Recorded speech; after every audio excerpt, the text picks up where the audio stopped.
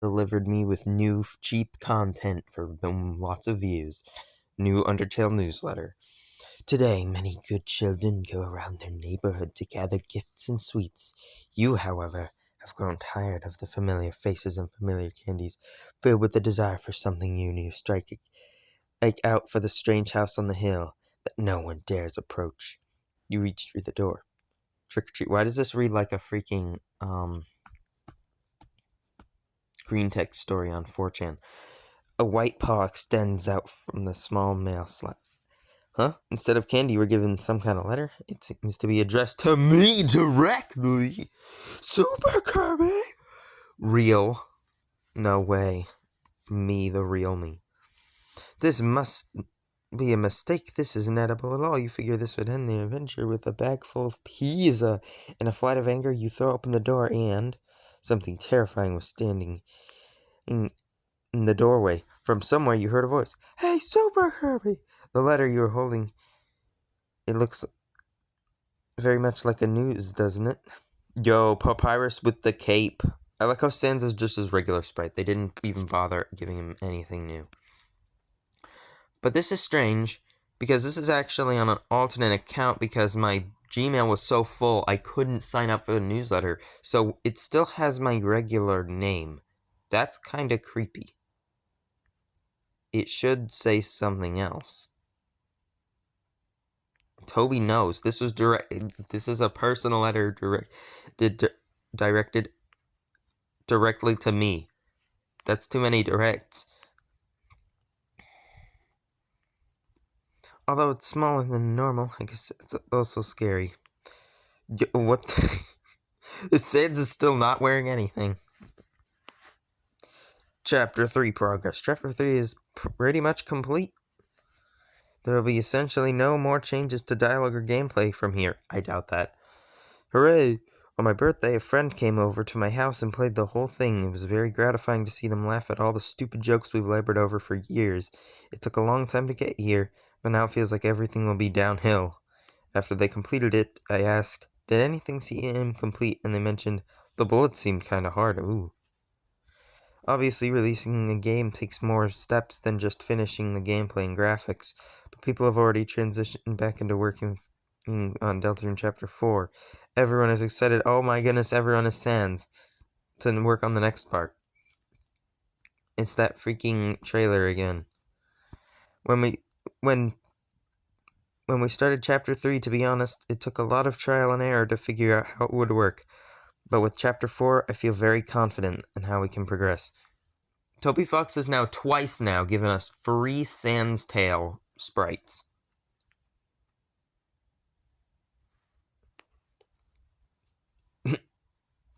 Oh my goodness.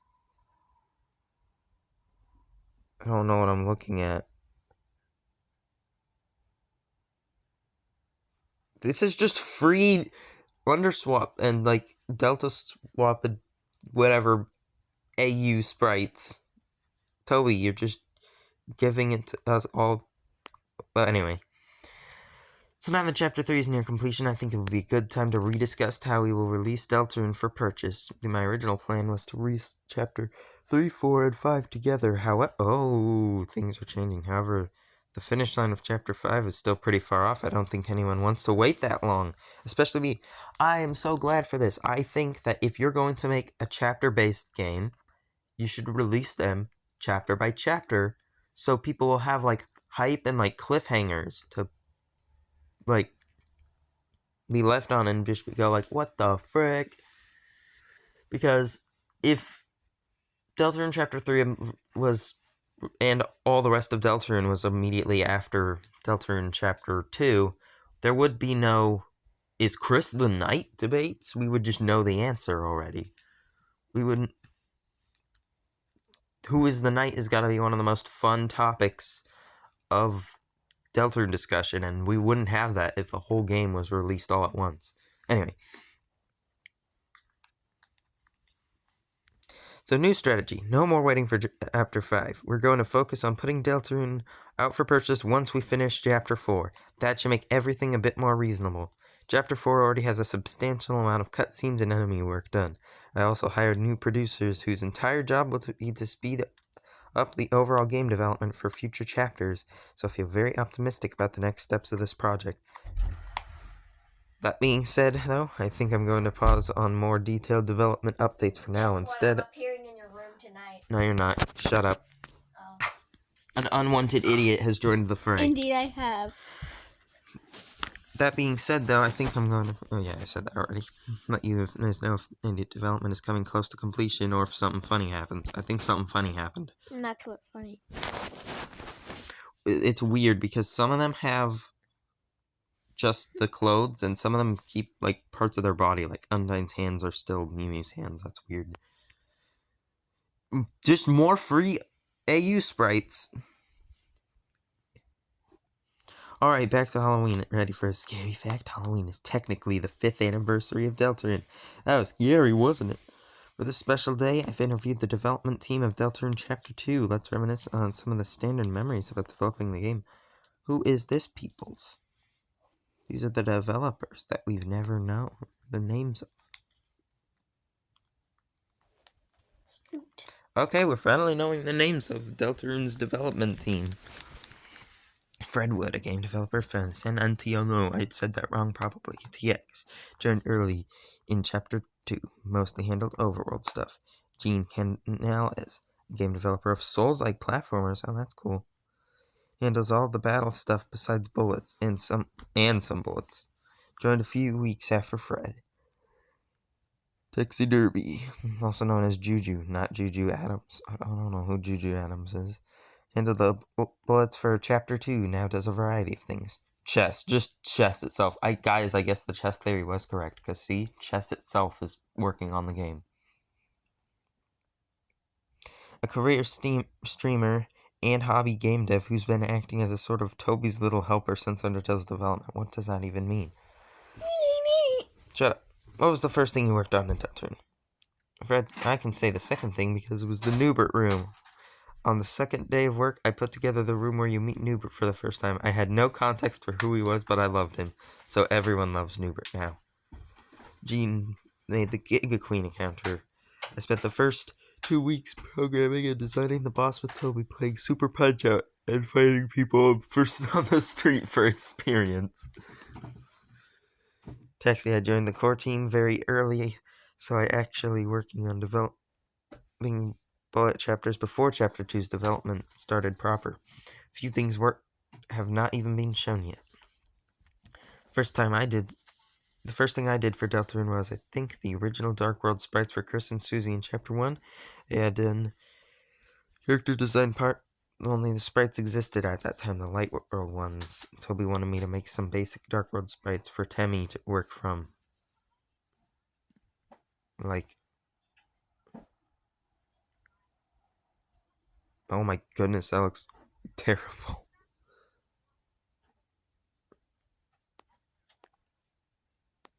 A couple Dark World Susies in a battle and idol concept for Chris, Dark World Chris. My way overdone slash attempt. It's been fun to see so many arbitrary decisions I made in these original sprites carried forth into the rest of the game, as well as the fan works. The blue shading on Chris's mantle for the pink sword. And their pink sword. Yep, there was never blue. You guys are all stupid. It was always just pink. It's just shading.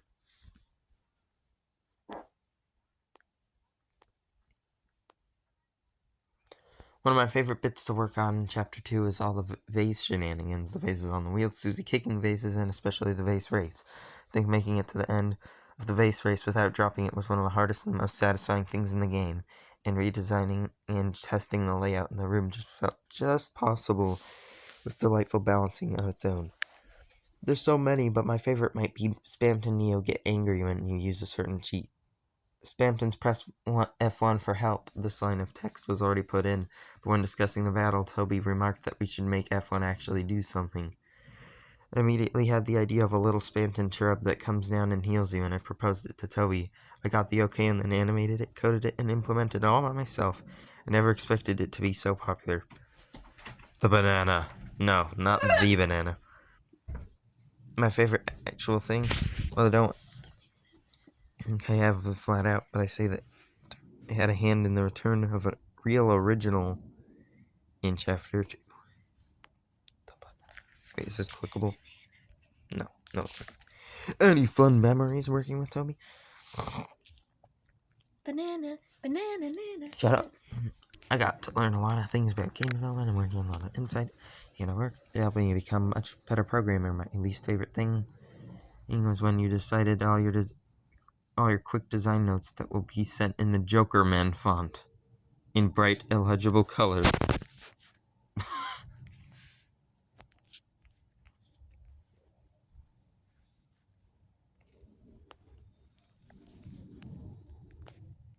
Cones.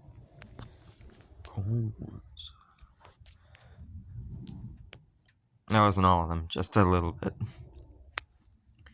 During a group playthrough of Chapter 2, Spamton's shop came up and I mentioned I hadn't seen it yet. Toby exclaimed, "You hadn't?" And I put everything on hold to show it to me right away. He was right to do so.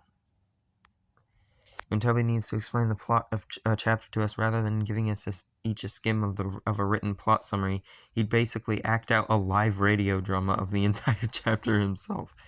He'd read all the dialogue aloud with character voices, play the appropriate music for each scene. The works I'd even seen prompted to make choices were appropriate.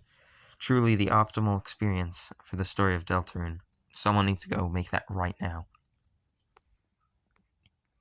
Extra shout out to how fun it was to hear Toby read the chapter with the team, and that one time we discussed Toby's graph of what we thought the popularity of each chapter from Chapter 2 would be.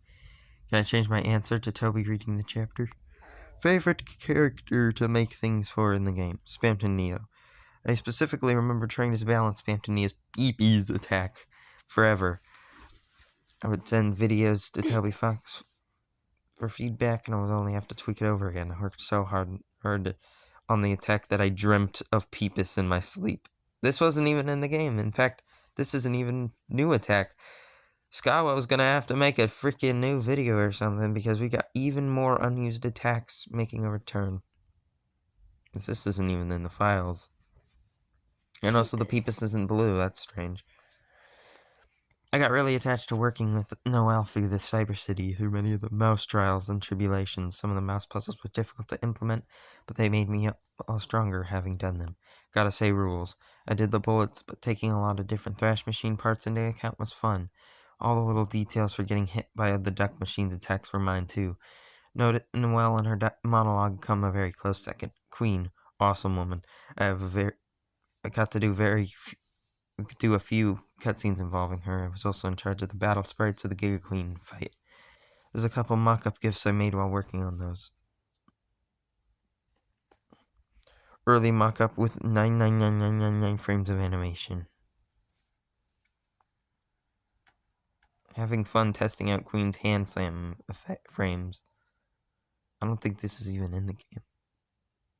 Is it? Giga Queen had a pointy nose in Toby's concept art, but it ended up getting too much in the way in sprite form, while I only included it in sprites where it looked really funny.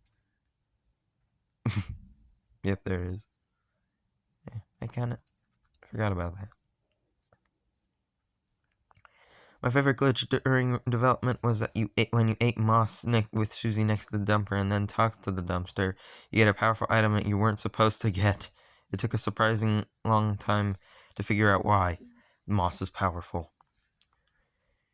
My favorite bug using pop-up's click act causes the enemy to create copies of himself and then endlessly fake crash and get spared. Somehow I introduced an actual bug that would make the endlessly create sprites until the game actually crashed. Other than that, I'd like to say that working team has been a dream. Everyone is super nice and talented, and I can't wait for everyone else.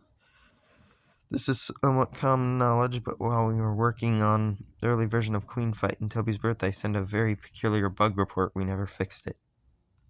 Yep, this one. I'm computer. Amazing dialogue. Oh yeah, what was Spamton's dialogue? It's just the smooth taste of me. I'm computer. Yeah, this stuff was in Skawa's video. When I designed Birdley's Dark World form, I conceded that level of detail might make it annoying for Temmie to work on. It was jokingly suggested that he would transform into a more powerful form immediately after reveal, and that this form could be simpler to animate. 2 pockets? No way. Did you know the sigil on Dark World Birdley's chest was supposed to be a pocket? Now you know. Instead of this, Temmie just simplified the design a little and powered through the rest of it. Thanks, Power Tem. I probably don't have to tell you this, but I look very forward to Chapter 3. It's my favorite one yet. The conclusion. What the? How is it over already? This letter was too short. This has to be some sort of crime. You reached out to tear away the blanket of the culprit, but there was no one underneath. Instead, only the stench of Pisa hangs in the air. Did you find what you were looking for after all? Sans pumpkin. Sans pumpkin. Oh no. Sans pumpkin. This isn't allowed. But it was addressed directly to me. Pizza. Shut up. Pizza. Okay then. I don't think this was that much shorter than any of the others. That's cool that we finally get to know some of the team members, and also that some of these are other game devs and streamers. I absolutely gonna have to look them up later. Okay, that is the end of the cheap free content for lots of views that I'm going to get now. Goodbye.